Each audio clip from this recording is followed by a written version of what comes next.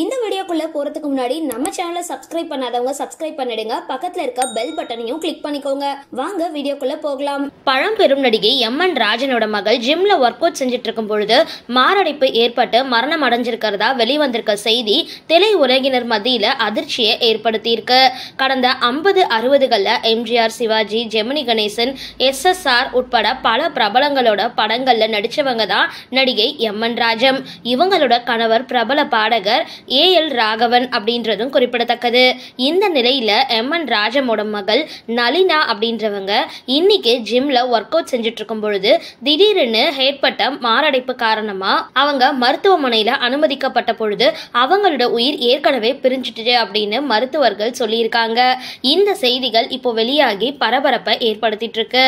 மறைஞ்ச நளினா சரவணன் அப்படின்றவரை திருமணம் செஞ்சுக்கிட்டு இருந்த நிலையில இந்த தம்பதிக்கு ஒரு மகன் இருக்காங்க அப்படின்னும் அவரு தற்பொழுது அமெரிக்கால இருக்கிறதாவும் அவர் இந்தியா வந்த உடனே இவங்களோட இறுதி சடங்கு நடக்கும் அப்படின்னு சொல்லப்படுது. சரி, இந்த வீடியோ பத்தின உங்களோட கருத்துக்களை கீழே கமெண்ட் பாக்ஸ்ல போஸ்ட் பண்ணுங்க. வீடியோ பிடிச்சிருந்தா லைக் பண்ணுங்க, ஷேர் பண்ணுங்க, மறக்காம டிபி காபி சேனலை சப்ஸ்கிரைப் பண்ணுங்க.